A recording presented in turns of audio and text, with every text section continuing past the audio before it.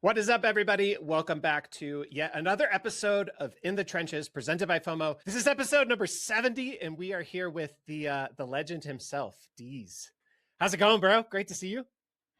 It's going great, man. It's nice to be back in the trenches a little bit. I've been enjoying the new dad life and have been rather AFK this year compared to normal. So Yeah, glad to be here, glad to talk, and glad to catch up with you.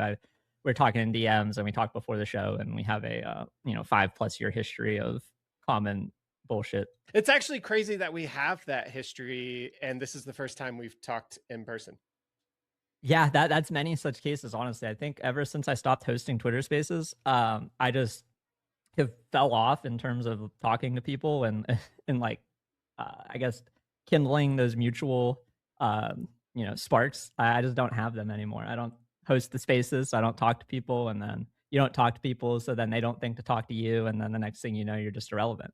Yeah. Which is kind of great, honestly. Like I don't miss being relevant. So I don't know if I speak for everybody here, but I think I speak for at least a contingent of CT that still is, monitoring accounts like yours for specifically for like wisdom on when bottoms occur and like where we might be in the cycle. Like the first thing that you said when we jumped on this backstage was, "We're so fucking back." Like that to me that says something. Like there's something there in that, I think yeah, that's we're interesting. getting this like very short-term price action today that's Right. very bullish, and it feels like we're back. You wouldn't be surprised if we go into the weekend and we're back to where we were on Monday. Like That's true. it's just how the space goes. Yeah, yeah. But it is nice just to have some type of good vibes on the timeline. I think June and July have been pretty rough, basically ever since the beginning of June. Yeah. The vibes have just been terrible. And then when we went under 60K, everybody was like, and including me, to a point where I didn't actually do this, but I shit posted about like, why do I own Bitcoin when I can just own Nvidia and Micron and SanDisk? And it's nice to see that sentiment revert in any capacity. Yeah, for sure. So I want to start with a really pressing question. I think this is like really important shit that we talk about first. And Okay. that is, how does it feel to have Brian Armstrong, the CEO of Coinbase, trying to steal your online identity? Like, not many people can say that's happened to them, but you are of the few that can. It's not great. I think it would be better if any of his friends wanted to buy my punk for more than he paid for his punk. Then it would be sick if someone wanted to copy him, but I think it's actually doing the reverse. Kind of like how Beanie had the Beanie punk for so long, so no Yeah. one wanted to buy beanies because you're like, oh shit, you're like that guy You're on the that guy. timeline. Now Fuck. it's like, well, 3D hoodies might be out for a little bit because Brian is eating mushrooms and talking about how crazy it is that we got to lay down for 8 hours and eat dead bodies of other animals to sustain our own body so we don't, die and get eaten by other animals. And I I switched back to the puppet because people were actually replying to Brian thinking he was me and adding me and asking, why the fuck does he have my punk? Yeah. Because people don't realize there's a pipe and his doesn't have a pipe. Yeah. So yeah, we're back to the puppet for a bit. I think he'll switch eventually. I mean, if he doesn't, I probably just need to sell this thing. I didn't even think We'll about see what happens. I didn't even think about the bearish ramifications of him owning a hoodie punk like yours. That's that's pretty funny. It's all fun and games. Very similarly, there's been a few unfortunate scenarios where I would say unsavory. I mean, Brian is not an unsavory individual, but so OXB1 is like a 5+ year old memory, but bear with me. My recollection of it is they were managing Celsius customer funds and losing a bunch of money in DeFi Ponzi's for Celsius customers while saying that this was like free yield. And then eventually, after all the drama came out, maybe OXB1 is like an FBI informant and like a Fed. But he bought a 3D hoodie punk with a cigarette. Like I think he bought the one Kevin Rose used to have, and then Kevin Rose used to have one. So it's like a murky lineage here of the 3D hoodie punks. I feel like Yeah. I kind of got caught in a crosswind I didn't intend to be in when I bought this thing. I'm glad that you have options. Well, let's talk about you, man.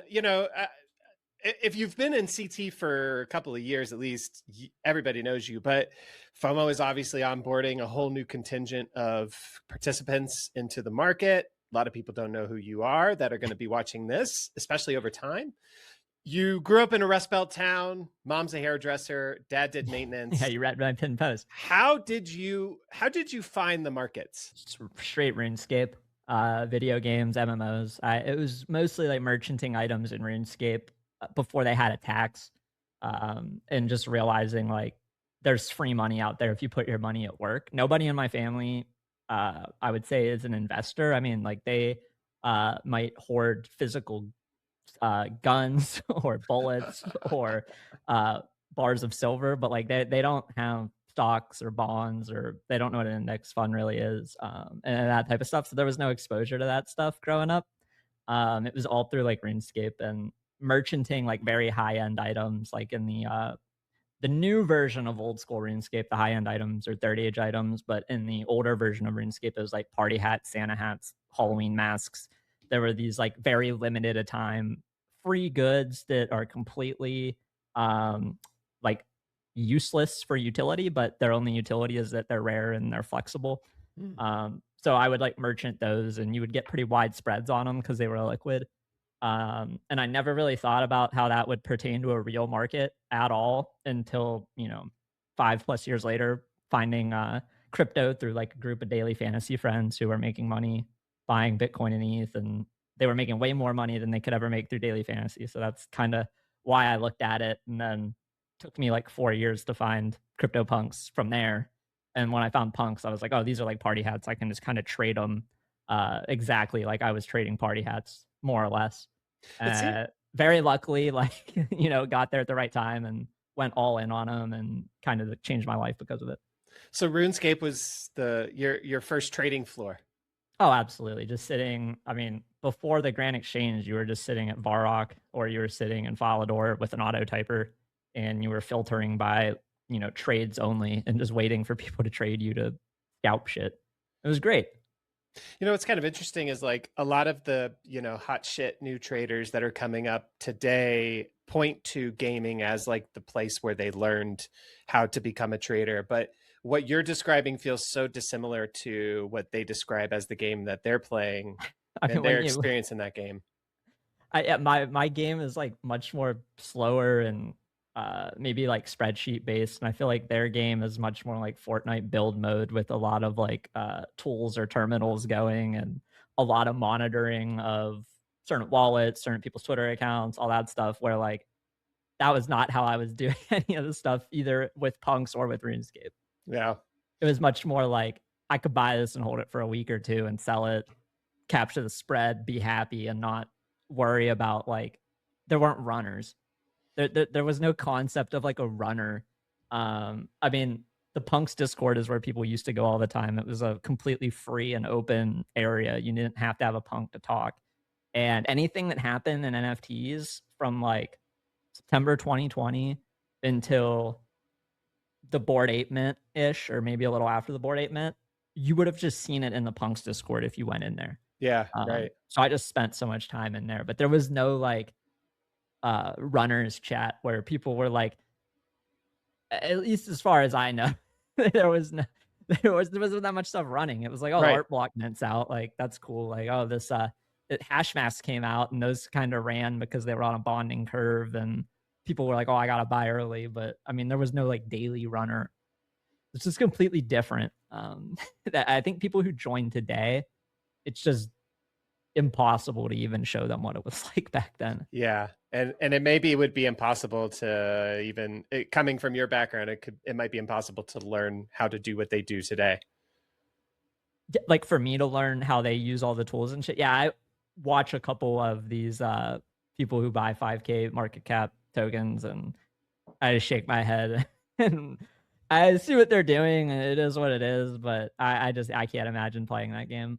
I mean, that's one of my favorite things about FOMO. You can watch these people in real time rape people. Like, I mean, no offense, but like you can literally watch somebody buy a token, double their money in 10 seconds off the bots and copy traders and dump on them.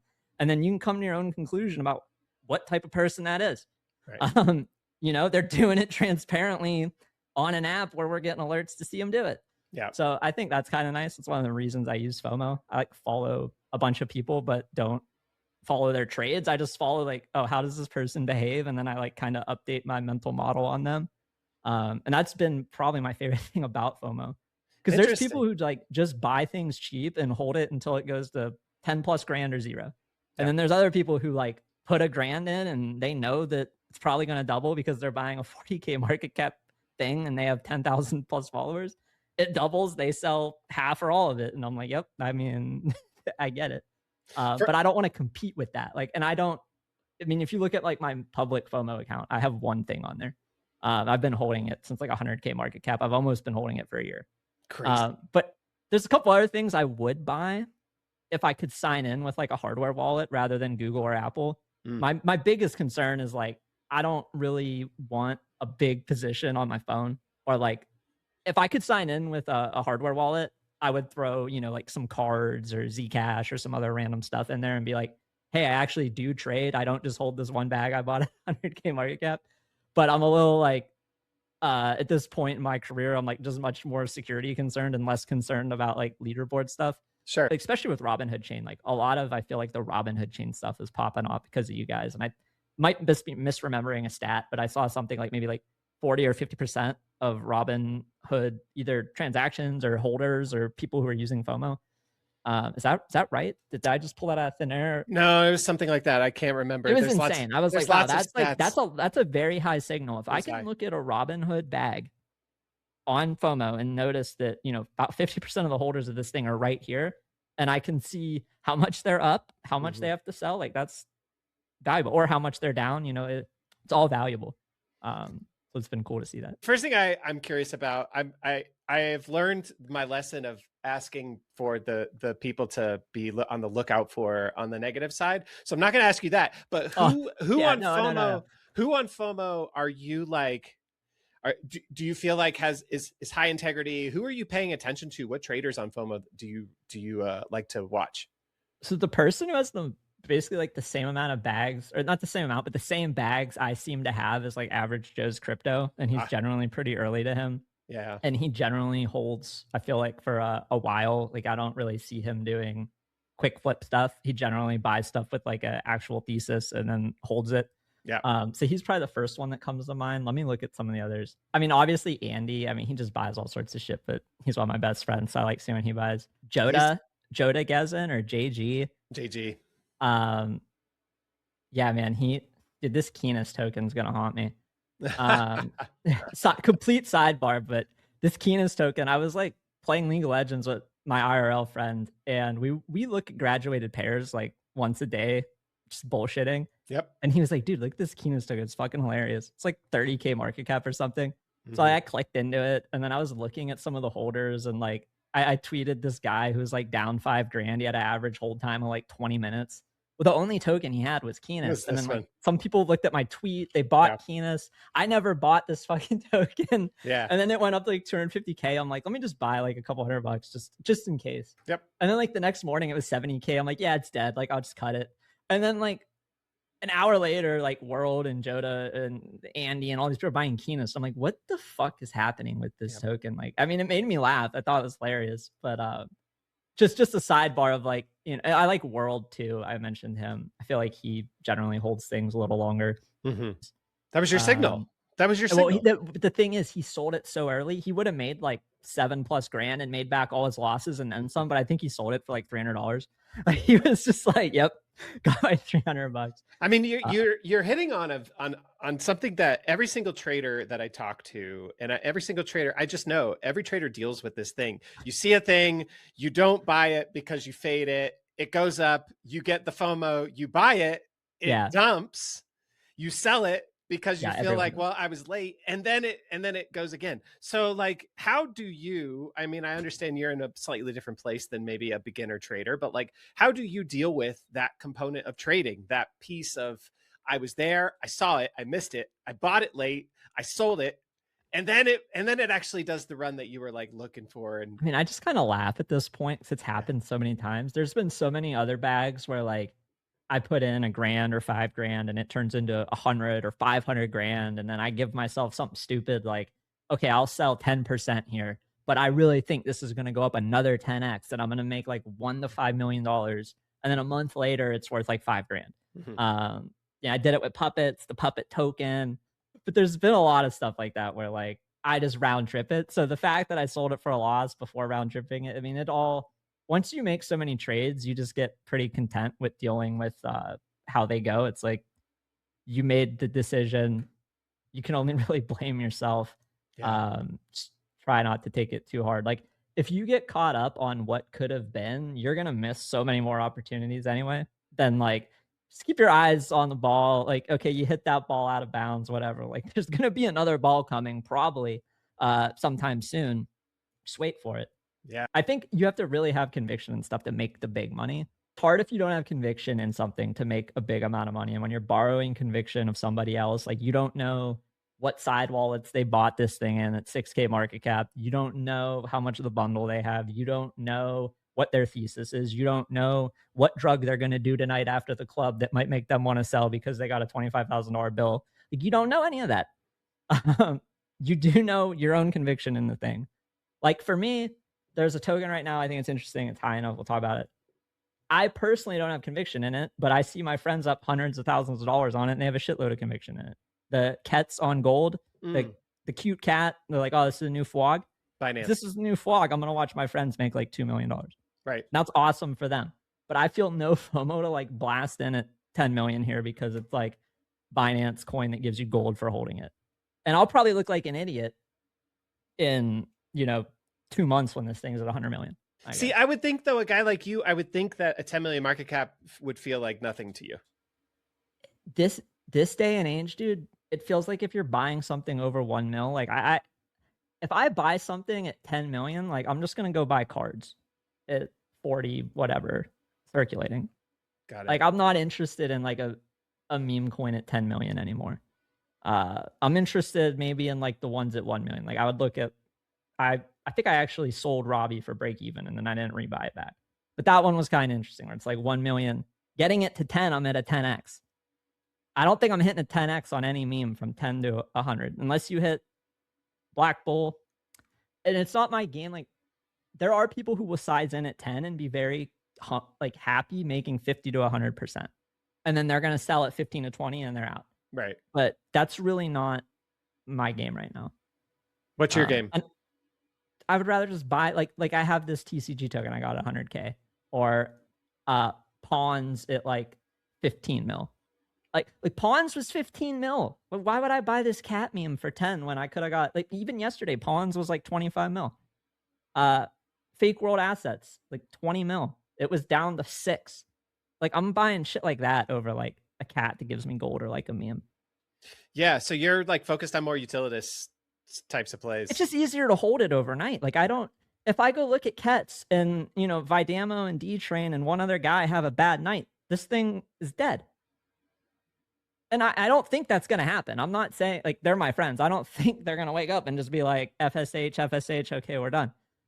But I know the things that have fucking buybacks like pawns and FWA, like they're not getting FSH'd.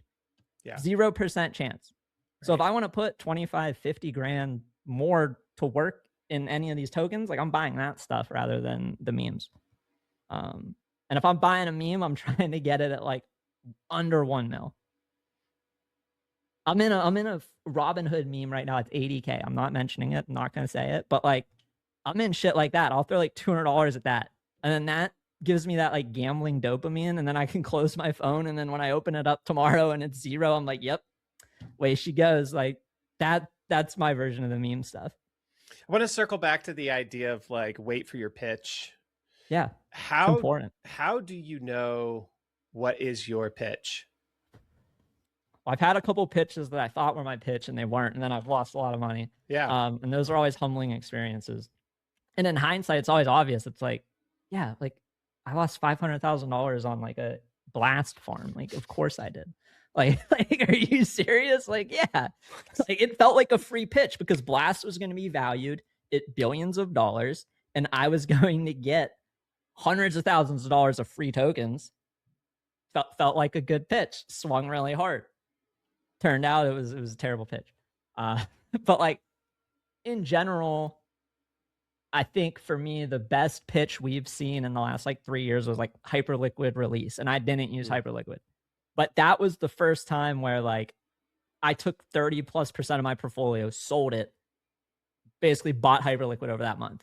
And I was very confident that what I sold was basically like Solana and ETH and Bitcoin. just a little bit of all that, threw it all into Hyperliquid. And I was like, okay, well, this is something where that's 10x upside. Cause I was getting in between like $8 to $15. Fuck yeah. And I was just like, I'll be able to stake this, hold this. It can be, there's like a few things in my portfolio at any given time that I don't really sweat about. And that was something where I felt like it was fresh and I could rotate money into it and also not sweat. And there's very few things that are like that. Like since then, I don't think we've had any that are extremely obvious. For me at least, like you could argue pump maybe with this, like if you go by the same like revenue buyback thesis of like, hey, this thing eventually people are going to stop selling it, and unless you think it's like roll bit level quote unquote crime, then this should be a pretty good buy. Like that was like one, but I had been burned on it around 10-10 time through the end of the year, and it kind of butted me out of holding it because I was like, no, something's actually wrong with this coin. I'm not gonna, size into that. But that was over the last couple of months, I think like one of the more obvious, like if you're just looking at quote unquote fundamentals. The pawns one is a little trickier for me because like I don't really feel like the founder like it doesn't feel like it was the thing that he always wanted to do. It feels like he was at a good place. He was at the right place at the right time. And then this thing is taken off and it's like, okay, we got to ride this fucking rocket ship. So it's harder for me to like put hundreds of thousands of dollars in the pawns, but it's still, I feel like a decent bet to put like a middle-sized chunk of cash into. But I think like when you see certain pitches, it's different for each person. Like my version of a good pitch is going to be different than your version of a good pitch. And I think every trader knows like what type of spots they tend to do the best in. So it's just like looking for those spots. All my biggest wins have really outside of, I had two big like liquid rotations where I took all my ETH and went to Solana after the NFT cycle. So I held basically ETH NFTs, but no liquid ETH. And I put all that ETH and had like thousands of Solana. That was very fortunate in hindsight because Solana ETH outpaced. After that, it was like, okay, I got to take all this Solana, sell it. And then eventually it was like, okay, that rotated into hype. And now I've sold 30% of my hype over the last like 2 years. And that has went into things like Lit, Zcash, Cards is another one that I'm holding. But basically it's like trying to take some money out of that big winner and rotate into things that I think will outpace that big winner.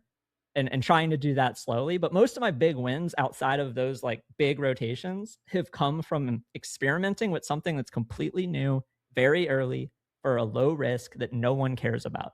It's like minting free NFTs, minting $30 NFTs, minting $100 NFTs, buying, FWA, I rolled a couple on the first day, didn't fully understand it, was stupid. But like the first chunk of FWA I got was at like 500K. And I just did a spin because I'm like, oh, like Rhinotic, he's an experimenter on chain. Yep. Most of this stuff kind of blows up in his face, but like some of this stuff is crazy. So like, why don't I just spin? And in hindsight, I should have been spinning all day. I was in like a weird spot where we had some family visiting and I was just like, I'll look at it this weekend. And then like Friday rolled around and it was like 10 million. And I was like, holy shit, like why didn't I just tell my family to like leave on Tuesday and spin this thing? But just trying to like mess around with stuff early, like this TCG token, Not So Fast, Charles, Blob, they're 3 of the 4 co-founders. Those are guys I've been following. Not so Fast was like a first 10 people I followed in 2017. It's like Kobe, Loomdart, Cred, Not So Fast. Like it just like was that group of people. So when he's like, hey, I'm making a TCG platform. And then it was like, I don't say it was like the token was really quiet after it like came out, went to 1 million, and then it sat at 100K for like a month and a half or 2 months. No one cared, but basically every other day they were streaming, ripping hundreds of packs, and they had people buying all these packs all the time, but people weren't buying the token. And I was like, okay, if I'm gonna make a bet on anything that's fucking 100K market cap, it's like, well, this guy I've known for 10 years, this other guy I've known for 8 years, this guy I've known for 7 years. That's a pretty good pitch. And I bought like, I think across all the vaults, I had like 1.5, 2%. And now I have 1%. And I'm just going to hold it and see what happens. It's interesting to me, like this idea of like trust in the space.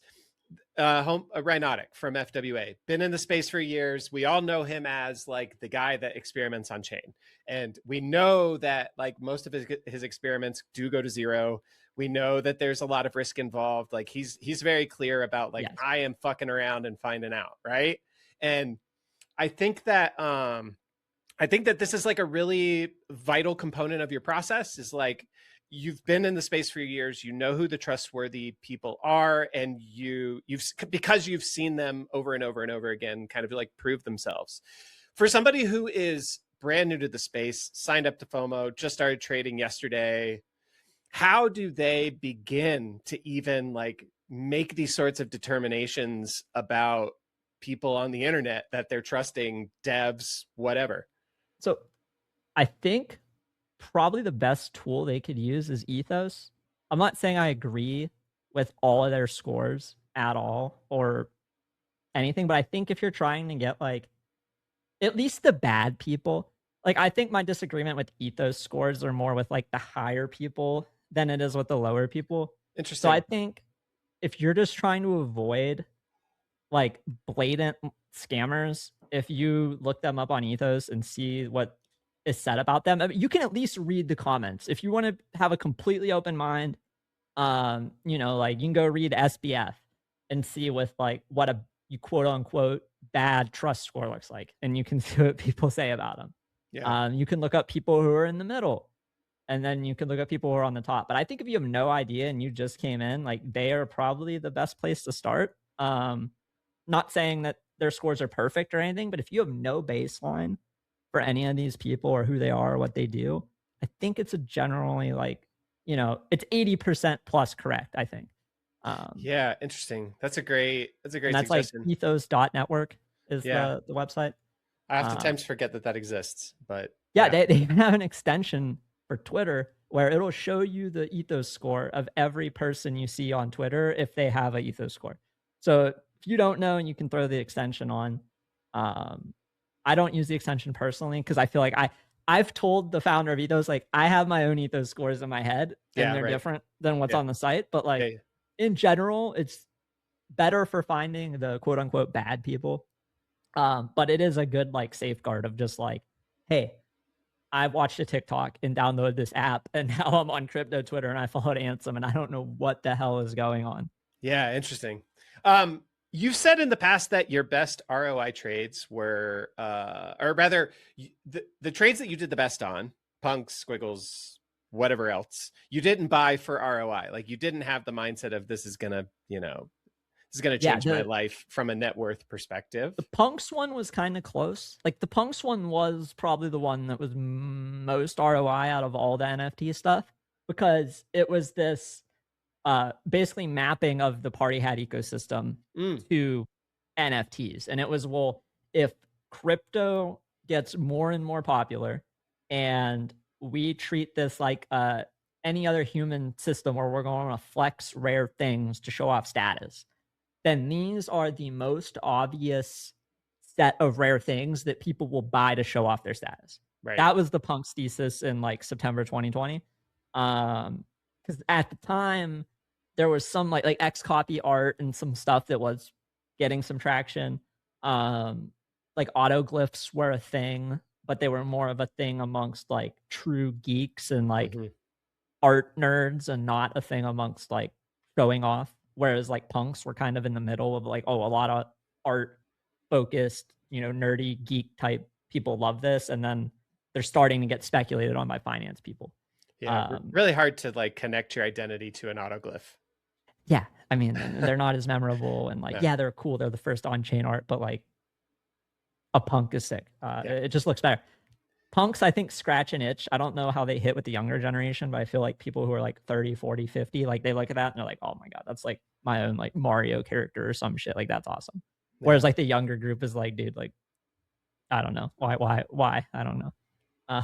So I think Squiggles were 100%.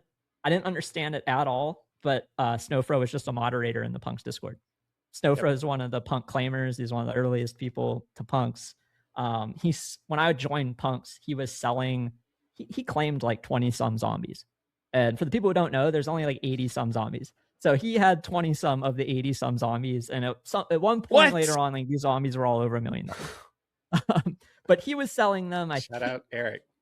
I don't remember exactly how much. They might have been like 50, 100, 200 grand, like somewhere in that range. And he was selling them to fund art blocks. Yeah. And it was like, oh, well, if this guy is selling his, prized pieces of his collection to put all that money into this thing he really believes in, I'd be pretty stupid not to spend $30, or I think when they first came out, it was about $30 to mint a squiggle. Wow. So I would mint like one a day, and I would mint it on really low gas, because back then gas was still like $3, $5, $10. So if you're spending $30, like you don't really want to spend another 10 on gas. Yeah. Especially if you want to mint more. So I would do like a very low transaction and go play League of Legends and just wait for that like MetaMask or like the Windows notification of like a ding. And then I would check what I got. And then I minted like 1 or 2 a day for like 2 months. And then what? I would like mint them to friends just for fun. I'd be like, dude, you got to look at this shit. Like, I'm just going to send you one. Like, what's your address? Well, what's interesting to me about this is that really the focus wasn't on the return. The focus was on just, I don't know. It's a fun experience. You enjoyed it. Like, you thought it was interesting. Minting an art block is like ripping a Pokemon pack. Yeah, but right. You don't know all the Pokemon that you can possibly get. Like, obviously, when you open up a Pokemon pack, there's probably certain 1 to 5 cards you really want out of that pack. Whereas with art blocks, it was like, well, I don't really know what it's going to look like. I know there's some of these traits, and some of these traits look cool, but like whatever I get is not going to be anything anyone has ever seen in that way before. So that was the fun part, like just not knowing what we were going to get at all, and then waiting, and then when you use slow gas, really creates a much more like suspense. It's like the trenchers who talk about paying to snipe the first Trump coin, the first Libra coin, like all that stuff. That back in our day, like people weren't like sniping things. It was just like showed up, you used regular gas, and you got it in a couple minutes. And then once all the money came, it just became like max extraction. Is I guess how I would say it. Who's building the generative card game? The first TCG? The TCG generative, like rip a pack, but also get generative art, and then the art that you get is part of the game. The game like builds as the art gets created.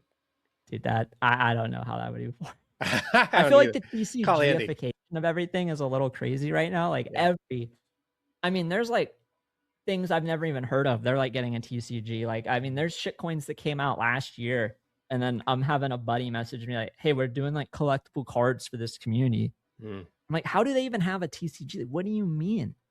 But that seems to be all the rage right now. And I say this as someone who like, over the last year, I put like 50-ish grand into Pokemon cards, and that whole little portfolio has like doubled since last September. So like I probably need to be selling some of that stuff this year. Like this is the 30th is coming out. That market, talk about botters and extractors, man. That market is full of them. Really? Yeah, you can't get product for MSRP online. And Pokemon Center drops you can kind of fairly get, but like Walmart, Target, Sam's Club, you're not getting shit unless you have a bot. And then you're seeing these botters get like $100,000 of product off a drop, and then obviously like some of these products are worth 3, 4, 5x immediately. So it's I see so many parallels between our space, Pokemon space. It's the same people. The NFT space before or after it got kind of pillaged, like the same type of person who's like, hey, I can use capital to extract a lot of money out of this, and I'd be stupid not to. Yeah, fair. You have a quote, you can be late early, but you're very rarely early when you see something on the timeline. I actually really like this quote. How early do you have to be today to be successful as a trader? I don't think you have to be that early. You have to, you have to be early you can be early to a narrative that's still going to 10x from when you find the narrative, but you already missed the first 10x. Like 100x is 2 10x's. If you miss the first 10x, you can still hit the second 10x, or be more content with like 3 to 5 or 6x.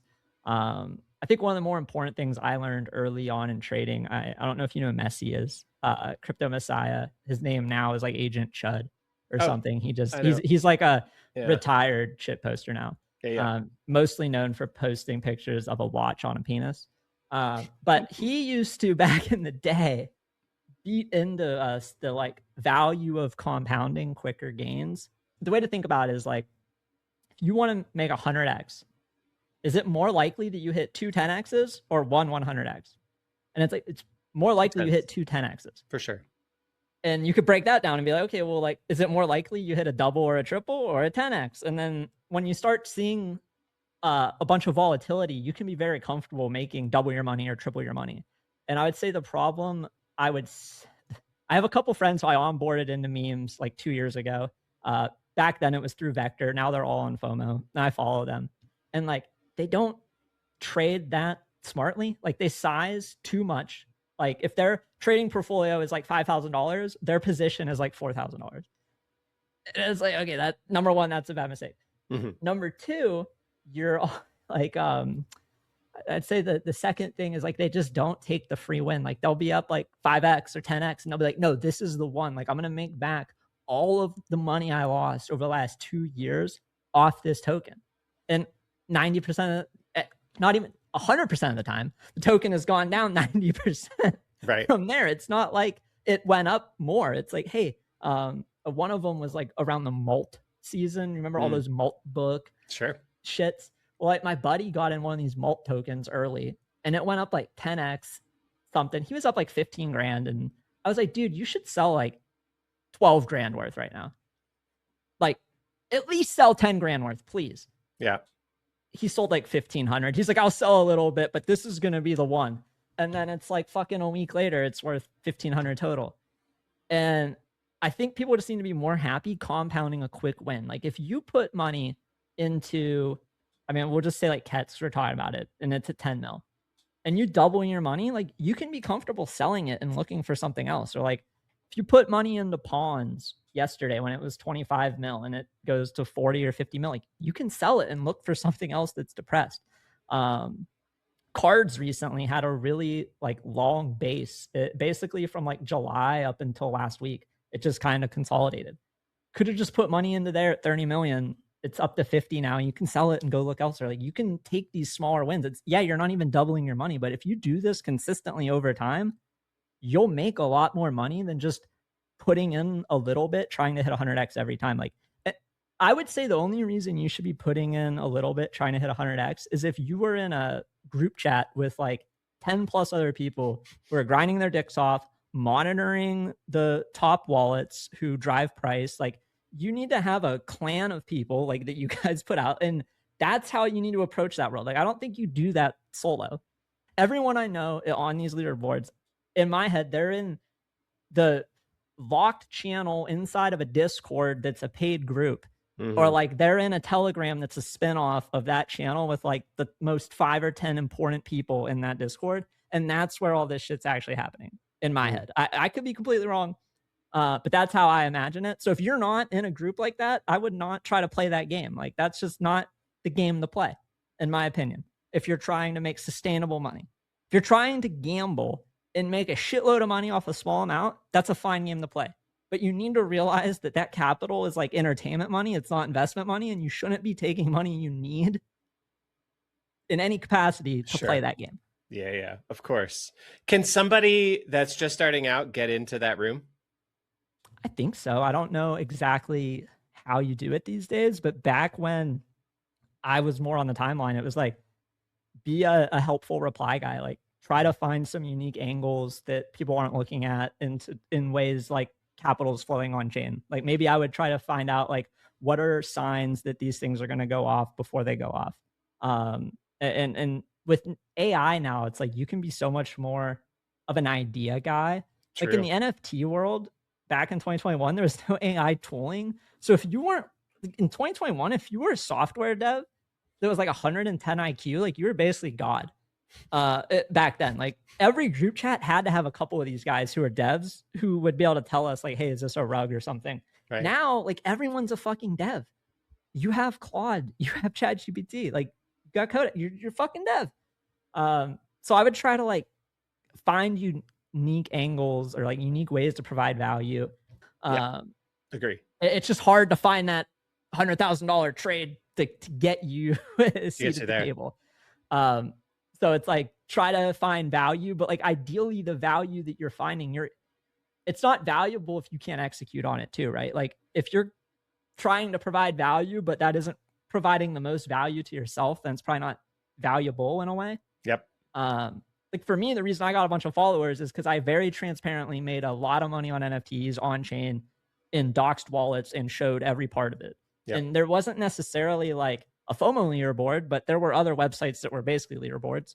And you could go look at like how much wallets had spent and sold and see. Yeah. What is the thing that you do that has nothing to do with trading that helps your trading the most? Probably gardening or just going for a walk every day. I think gardening in particular lets you have a longer time horizon. Like you can look at your bags like fruit on a vine, and you know when one of them's a big red tomato.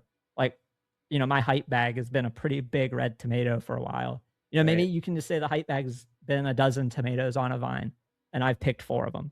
And I know the tomato can get bigger, but as it gets bigger, there's also a bigger chance there's a hole in it. Sure. And it breaks open. So there's a perfect time to pick this. I have to guess what time it is. Weather's going to turn too. Take the tomato, sell it, and buy more seeds and plant something else. Yeah. So I think gardening is by far like it just forces you to not have a 10-minute time horizon or 1 day time horizon. Like you got to zoom out. And then just going for a daily walk with like the daughter. We go for usually between like 2 or 3 walks a day. Just like a quick 2-miler. And it just helps like not look at a screen and just kind of like disconnect. And when you're done with the walk, you can kind of think like, okay, what's on the top of my mind is like more of the important stuff that like I need to be thinking about. And I haven't just jammed, 75 FOMO alerts down my throat. And I haven't jammed all the Twitter notifications. And oh my God, I didn't see that. Oh man, like I just opened up my FOMO alert since we've been on the show, and it's like, okay, yeah, like I didn't miss anything there. Yeah. So I think too, like spiral. The more desperate you are to make it, probably maybe not saying like the more desperate you are in the short term to make it, the more it hurts you. I think you have to be okay, like taking a long view on things and being okay, just like for me, clearly you read the pinned tweet, but TLDR is like 2017. I joined very quickly, made a lot of money, thought I was a genius, thought I was going to retire within a year, like just thought all these things. And then like a year later, I was broke, lost all the money I made, lost all the money I put in. And then it's like, okay, well, shit, I got to like teach myself, I can't mope. I can't be a victim. I can't really do anything other than learn. And then I had this view of like, well, I'm just going to DCA every paycheck for a couple years and see what happens. And then I took a little bit of the money that I had DCA'd with and put that in a new wallet and like fucked around on Uniswap. And then that new wallet turned into like all my punks, all my NFTs. Had I had lost that money, like I still had most of my crypto not in that wallet. It was just like a small thing. And I kind of had this view of like, if I lose this money, like I'll just take a couple more ETH a couple months down the line and that'll be my risk for this set of time. And if I lose it, I lose it. But I think like just having a longer view and being respectful of the money you have is important. I think a lot of people don't respect the money they have because they want more. And it's like the whole comparison is the thief of joy thing and all that shit. You see somebody else hit they made 500K off 10 grand. Like you're not happy that you have 10 grand. Now you want 500K. Yeah. 10 grand is still a lot of money. Yeah. I mean, fuck man, that's a really hard emotion to control. It just is. I think the app is called FOMO. You get notifications of all the people who are buying hundreds of thousands of dollars. Yeah. You go look at the leaderboard and it's just plus 2.4 million, 1.6 million, 1.1 million. And you can't help to think like, what am I doing wrong? Yeah. And the answer is you're not doing anything wrong. You're probably doing more right than some of the people on that leaderboard. But you don't think that because the money is a big green number. Yeah. Real. Very real. You have been enjoying fatherhood for some time now, a That's couple of awesome. years. Yes. No, 7 months. 7 months. It's Okay. new. It's all new. We were The trying for a few years. your But fatherhood tweets are like hilarious to me. But I'm really curious, has raising a child changed how you think about trading? And I don't mean from the like, I just want to do it less because I want to spend more time with my kid perspective, but like actually, has your kid given you any insights into how you trade, how you think about trading that I maybe think, are like unexpected? no, not maybe unexpected. It's more like the gardening thing where it just forces me to slow down. And it's Got like, it. hey, I want to spend the next 4 hours at the zoo. Like, do I really want to buy uh Pablo Pledge Kabar or whatever while I'm at the zoo and then Right. have to think about like, Yeah. this frat kid that is having a bunch of underclassmen sell coke? Like I think back in the day, I mean, definitely there were times last year when we went to the zoo with just me and my wife where I literally bought a shitcoin as soon as I got there. And I spent most of my time at the zoo looking at the price action of the shitcoin Yeah. on my phone Been and like there. barely enjoy it with my wife because Mhm. like, oh my God, it's up $3,000. Oh, you're never going to guess, dude, this guy just sold 10. Oh my God. Like it, Yeah. so having the kid just like you're never probably, I don't think, in 18, 20 years when she's in college and she's her own person, she's out of here. I don't think I'm gonna look back and be like, man, I really wish I just like hit a couple more meme trades while she was a baby. I don't think that's gonna be on my mind at all. So I Mm. try not to like let that impact my like current mood or FOMO. And having a baby, you just look her in the eyes and you're like, none of this shit ever. Like I Yeah. could be broke in a fucking cardboard box right now. It's fine.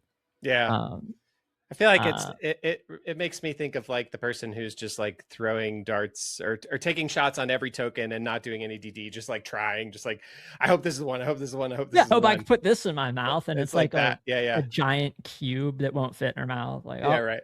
I guess I'll put this like I have these stupid things laying like I can't have one of these laying around. Like she can't put a vape in her mouth. Like that can't that has to be Right. like that's in dada's office Yeah. away. Like that like shit like that where you know, I don't know. You probably don't think about that till you have a kid. But I don't. Yeah, yeah, yeah. That's I true. I think as she gets older, I'll be curious to see just like the things kids care about that are her age. Yeah. But that's gonna be like 4 years, right? Like till she's in preschool, 3 years. So I still have some time. Right on. I've got just like a handful of quick questions for Hell you. yeah. Try and answer them fast. Which is more important to be mindful of, floors or ceilings? Depends on if you're a fan or if you're a flipper. But I guess ceiling is more important for someone like me. Okay. Best trade ever, worst trade ever. One sentence each. Uh, Best trade ever. I mean, it's hoodie. Uh, Worst trade ever. Across every NFT collection or just punks? Whatever. All Or right, I'll just coins. do punks. And I mean, worst trait spots, dude. It looks like you have like skin cancer. But no other collection was like, oh, the spots are sick. Like Bored Apes don't have I mean, a cheetah, but like Bored Apes don't have fucking cancer. They don't have a cancer trait. And not a lot of projects that copied punks were like, yeah, let's take the spots with us. Yeah, So right. yeah, I would say spots. It's tough Hilarious. between them or stringy hair though. Okay. One tool you can't trade without. Trading view. I guess now it's slowly shifting, but yeah, I mean, trading view has been the one thing I've used for 10 years that hasn't really changed that much.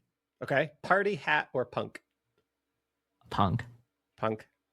Most overrated skill in trading? That's a good question. My gut response was scanning, but I actually think that's not. I think some of the best traders actually scan early, but like the people who scan it at like fucking like 500K and I would say maybe in my circles the most overrated is holding. Like people overrate and put people on a pedestal who like hold and round trip things. I think Okay. that's overrated. Like Murad. Like people are like, oh, Murad's like one of the GOAT posts. Murad round trip tens of millions of dollars is, as far as I'm concerned. Yeah, Like, right. it was cool that he was along for the ride, but like I don't think like conviction is both overrated and underrated. But I think some people just have like too strong of conviction in the thing with no plan or like no price that they sell, and then that's bad. Okay. Most like biggest red flag to look out for as a new trader, whether it be like on socials or a token mechanic or anything like that? You're following someone who has a paid group and you're buying something they post on Twitter. Okay. Who do you look up to most as a trader? Back in the day, it was always like I always respected Cred because he would try to teach people everything he learned in public. And then back in the day, Kobe was also, I feel like, way more active and like helpful. Now I would say the trader I probably respect the most is Cyrus. Okay. I think of all the people from the NFT era, he has made he's swung at the best pitches over the last 3 years while keeping his integrity while doing things I might not necessarily do myself. He was like one of the first people to get a boop token to graduate at like that certain threshold where he got paid out hundreds of thousands of dollars and dumped it. I mean, he just took a pump deal to buy pump on a public wallet, and he's up like, I don't know, 100 grand on pump, and then he's getting paid by pump to say that he bought the token he was going to buy anyway. Like things like that. I mean, he made like 200 grand worth of FIFA tickets on this like obscure prediction market thing he found. Like he's found edges in all the new shit that's come up since NFTs and done things that I wouldn't have done myself, but has done it in probably like the most authentic and honest way, that where he's kept his integrity very high while also doing some things that just like give him free money for being a Twitter guy. So I would say like he's the one who comes to mind over. I mean, I've watched Frank trade hundreds of thousands of dollars worth of tokens, and he's a good trader. People hate him. People shit on him. Like he's had things he's bought and sold in 5 minutes, but like overall, of all the people who get flamed, I feel like he's probably one who gets flamed the most relative to what he deserves. Like I don't think he deserves nearly as much shit as he gets. And it's a combination of obviously like launching DeGods, launching Utes, LA Vape Cabal, trading on chain. Like if he was just somebody who didn't do DeGods and just if you only knew Frank from like zero bro launch until now, you would have a completely different opinion of him if you didn't have like the DeGod stuff in the background and all that. So he's good at seeing something get hype, sizing in at like 10, 20, 30 mil, riding it 50 plus and selling it. Like he's good at that type of trade where he's able to take 25, 50, whatever grand, spin it up in like 100, 200, 300 and sell it. Like he's good at selling it. Whereas some people are just like, oh, my reputation is now this token. I'm going to push it till my end of time. He's like, no, I sold it. Like something else happened. Most asymmetric trade on the board right now. Zcash has 10x potential that people don't give it credit for. I think there's people who look at it and they'll be like, oh, this is going to go to like maybe $1,000. But I think you can say it has 10x potential. Right. In terms of like smaller cap stuff, I think any of this Robinhood, like Pawns or any of this Robinhood stuff, if you think Robinhood is going to be a major player in the on-chain space over the coming years, like this stuff is so early. Yeah. So anything on like Robinhood chain, but I think like Pawns is obviously if you're like 100 IQ and you don't know what to buy, you probably just buy Pawns. Yeah. Okay. What about most or like least asymmetric, like worst trade on the board, but that people seem to be the most excited about? Oh man. I'll say the Ansem token. Get some haters for that. Oh shit. Let's go. I think that's probably one of the worst risk reward plays at 250 mil. Interesting. Do you want to elaborate or do you want to just leave it at that? We'll just see what happens. Okay, cool. Last question for you. I have Greeny Trades on tomorrow. Okay. Do you know who he is? Yeah. I don't know if I follow him, but I definitely know who he is. He is a perpetual trencher. He's live streaming all the time. He's paying attention to everything that's popping off in real time. He's Stockbrokers. He's got the Stockbrokers PFP. He's got the Stockbrokers PFP on right now. Okay. Yeah. What about a question? It could be a Stockbroker related question, or it could be a question related to like he's streaming all the time. He's like really deep in the trenches every day, all the time. Maybe a question around that. Yeah, maybe what he sees onboarding people, what he thinks the biggest issues are with getting new people to join the space, and if he's thought about anything he can do to because I am so untapped in with like the new people in the space. And that's like I have my own ethos scores in my head of people. Well, like most of my scores are from people I've known for at least like 2+ years now, like Yeah. 2024 and beyond. So like, I don't have updated scores or like a good mental heuristic or framework to think about like what are all these new people looking for? Like, are they chain agnostic because they're on FOMO and they don't care if it's BNB or Robinhood? Like, are you seeing a bunch of Asian people ate BNB shit? Because I get these notifications all the time. It's like 2 Chinese fucking characters. It may as well be the same token. It's like, oh, it's 40 mil. Oh, it's 2 mil. Oh, is it the same token? No, it's not the same token. Oh, what's that one? Oh, that one's a shitty looking bull. Oh, that guy's up 500K on the shitty looking bull. Oh, well, what's this? like it just Yeah. what's going on over there? I just start seeing Mandarin in my fucking notification bar. Yeah. Right. And it's just like in one ear and out the other. Like, where are these people coming from? Who is Interesting. buying this stuff? Awesome. I'll ask him. DeeZe, man, it's been a pleasure chatting with you. Thank you so much for coming on the show. I only got to like half of my questions, so maybe we can have you back another time. And hey, I'm around. I have more free time now than ever. We don't have a weekly show anymore, and I don't have a job. My job is to look at the market and make sure I hit the red and green buttons at the right time. There you go. So anytime you want to have me back, I'm game. Right on, DeeZe. Well, again, man, thank you so much for coming on. Thank you, everybody, for tuning in. We will be back tomorrow with Greeny Trades, and then on Friday with Requisium. Everybody be good. We'll see you tomorrow.